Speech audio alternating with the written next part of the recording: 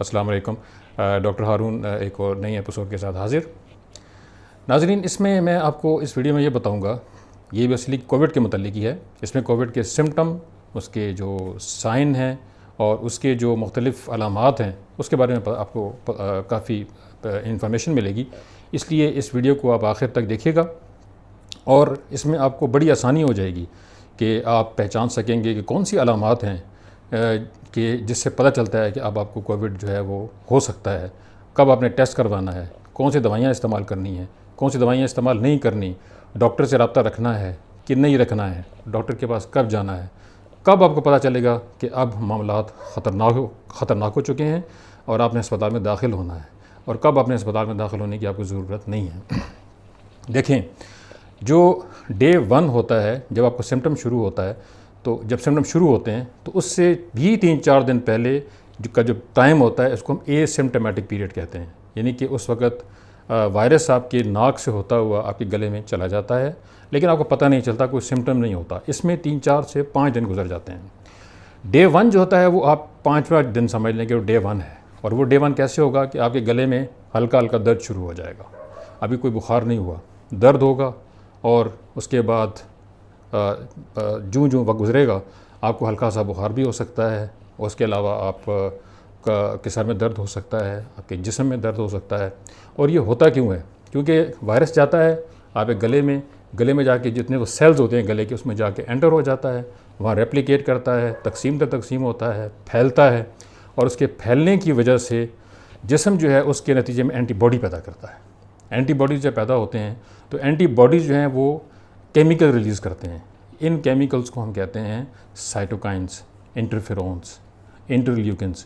یہ جو کیمیکلز ہوتے ہیں ان کے نتیجے میں جسم میں پھر ہلکا ہلکا بخار، ہلکی سی کھانسی یہ شروع ہو جاتی ہے. جسم میں درد بھی تھوڑا سا ہوتا ہے، تھوڑا زیادہ ہو جاتا ہے. اس دوران میں آپ کو پانی کا استعمال بہت کرنا چاہیے. فلوئڈ کا استعمال، جیسے یخنی ہے، جوسز ہیں، وائٹامن سی ہے اور مختلف قسم کے وائٹامنز ہیں، وہ آپ لے سکتے ہیں. کسی قسم کا اینٹی بائیوٹک لینے کی کوئی ضرورت نہیں ہے.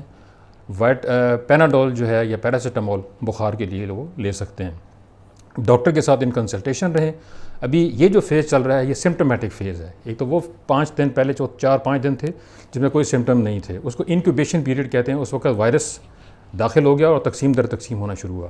یہ جو ٹائم ہے جب آپ کو یہ سارے سمٹم آ رہے ہیں اس کو سمٹمیٹک فیز کہتے ہیں. یہ سمٹمیٹک فیز ہوتا ہے. اچھا، یہ سمٹمیٹک فیز جو ہے یہ 4-5 دن تک چلتا رہتا ہے، اور 5 دن کے بعد آہستہ آہستہ بخار کم ہونا شروع ہوتا ہے. اس کے بعد آپ کی کھانسی بھی کم ہو جاتی ہے اور آپ کے سمٹم ختم ہو جاتے ہیں. 85% لوگوں میں یہ سمٹم 10ویں دن ختم ہو جاتے ہیں. یعنی کہ 5ویں دن سمٹم شروع ہونے کے بعد یہ سمٹم ختم ہو جاتے ہیں اور اس کے نتیجے میں انسان بالکل ٹھیک ہو جاتا ہے. اچھا، اس دوران میں آپ ایک دوائی ہے جس کو آئیورمیکٹن کہتے ہیں وہ لے سکتے ہیں. کیونکہ جب سیل میں جو سیل ہوتا ہے، کوئی بھی سیل انسان کے جسم کا یا انسان کا جو ڈیفنس سسٹم ہوتا ہے، اس میں جب وائرس انٹر ہوتا ہے تو اس کو اپنا جو میسج اس کے ڈی این اے میں انٹر کرنے کے لیے جو ٹیکنیک چاہیے، اس ٹیکنیک کے لیے اس کو آئیورمیکٹن جو ہے وہ روک دیتی ہے. اس کے روکنے کی وجہ سے وائرس ختم ہو جاتا ہے، ریپلیکیٹ نہیں ہو سکتا. یہ چیز یاد رکھیں کہ وائرس جو ہوتا ہے وہ ساری کی ساری جو توانائی ہوتی ہے سیل کی وہ استعمال کرتا ہے تقسیم ہونے کے لیے. سیل کو ہائی جیک کر لیتا ہے. یعنی سیل کے اندر جو انرجی ہوتی ہے سیل کے سارے فنکشن کرنے کے لیے، وہ ساری کی ساری انرجی وائرس استعمال کرتا ہے اور تقسیم در تقسیم ہو کر اتنے ہزاروں لاکھوں کروڑوں وائرس بنتے ہیں اور وہ سیل انسان کا پھٹ جاتا ہے اور وائرس باہر آ جاتے ہیں اور پھر وہ ہر وائرس جو ہے وہ دوسرے سیل میں داخل ہو جاتا ہے. تو یہ سارا پروسیس ہوتا ہے.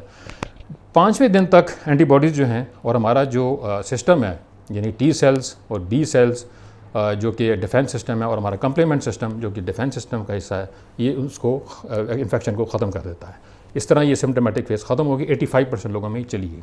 لیکن کچھ لوگوں میں 10-15% لوگوں میں ایک ڈینجرس ٹرن آتا ہے، ایک خطرناک موقع بھی آ سکتا ہے، جس وقت کیا ہوتا ہے کہ بخار ایک دم تیز ہو جاتا ہے، بخار زیادہ ہو جاتا ہے، کھانسی بھی تیز ہو جاتی ہے، بہت خشک کھانسی ہوتی ہے، کوئی فلیم کوئی بلغم نہیں آتا، اور بہت زیادہ کنجیشن ہوتی ہے سینے میں، سانس لینے میں پرابلم آتی ہے.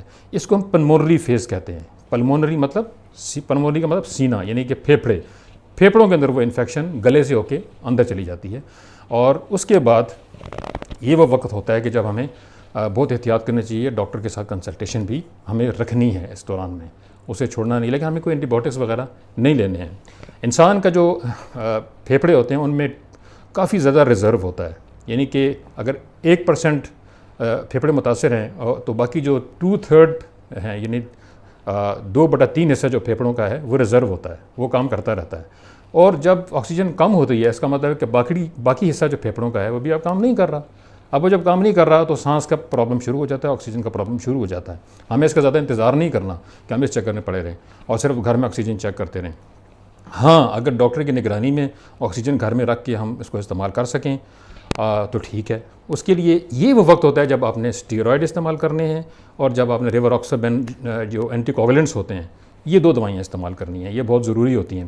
اور کچھ لوگ یہ بھی کہتے ہیں کہ ایزومیکس وغیرہ, تاکہ کیونکہ ایزومیکس میں کچھ اینٹی وائرل پراپرٹیز بھی ہیں اور اینٹی بیکٹیریل پراپرٹیز بھی ہیں, وہ بھی استعمال کر سکتے ہیں لیکن وہ لازمی نہیں ہے. لیکن اسٹیرائڈ کا استعمال بہت ضروری ہے, اس لیے کہ اب پہلے تو جو تھا وہ اس کو ہم کہتے تھے سائٹوکائنس جو ہے, سائٹوکائن کا جو جسم کے کیمیکل تھے جو کہ ڈیفنس کو چلاتے ہیں, وہ جو سائٹوکائن شاور جسے کہتے ہیں, یعنی تھوڑی مقدار میں کیمیکل ریلیز ہوئے تھے اور انہوں نے بخار پیدا کیا. اب جو ہے وہ سائٹوکائن سٹارم آ گیا, یعنی کہ جو وہ کیمیکل تھے انٹرفیرونز, TN الفا اور انٹرلیوکنز, وہ جسم کے جو ڈیفنس کے جو کیمیکلز ہیں اور جو سیلز ہیں ان کو ایک طوفان آ جاتا ہے.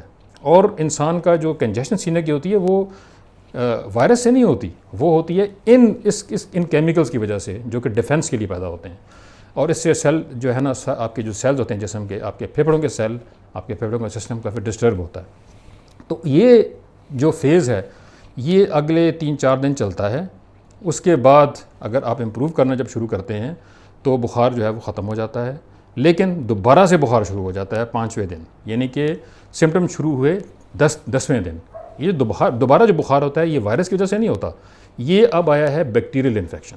اب وہ وقت ختم ہو گیا, وائرس ختم ہو گیا. وائرس پہلے 10 دن تک رہتا ہے. اب یہ اگلا جو یعنی سمٹم شروع ہونے کے بعد جو 10واں دن ہے, اب یہ آ گیا بیکٹیریل انفیکشن اور بیکٹیریل نمونیا.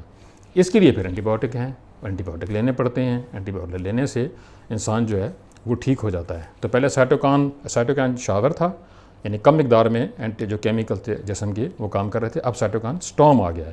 جب سٹارم آتا ہے, طوفان آتا ہے, تو اس کا مقابلہ کرنے کے لیے ہمیں ساری دوائیاں بھی لینی پڑتی ہیں, خاص طور پہ اسٹیرائڈس. اس میں ڈیکسامیتھازون جو ہے وہ لے سکتے ہیں اور میتھائل پریڈنیسولون لے سکتے ہیں, اس طرح کی, اور پریڈنیسون ہے, وہ مختلف قسم کے اسٹیرائڈز ہیں. ان کا مقصد یہ ہوتا ہے کہ جسم میں جو سوجن ہے, جو اس میں انفلیمیشن ہے, وہ ساری کی ساری, کیونکہ بیسیکلی کووڈ میں وائرس جو ہے نا وہ سینے کو خراب نہیں کر رہا ہوتا, وہ جو آپ کا اپنا ڈیفنس سسٹم ہے وہ جسم کے ہر جگہ پہ حملہ کر دیتا ہے, کیونکہ وہ پینک میں آ جاتا ہے کہ پتہ نہیں کون سا باہر سے کون سا وائرس آ گیا ہے. وہ پینک کی وجہ سے سارے ٹیشوز پہ حملہ کر دیتا ہے, اپنے ہی ٹیشوز پہ. آٹو امیونٹیز کو کہتے ہیں, آٹو امیونٹی, یعنی کہ اپنا ڈیفنس سسٹم اپنے ہی ٹیشوز پہ حملہ کر دیتا ہے. خاص طور پہ آپ کی لنگز پہ حملہ کرتا ہے, آپ کے کڈنیز پہ بھی حملہ کر دیتا ہے, آپ کے دل میں بھی حملہ کر سکتا ہے. تو اور اس کے علاوہ آپ کا جو نیوروجینک سسٹم ہے, جو برین کے جو حصے ہیں, ان پہ بھی حملہ کرتا ہے.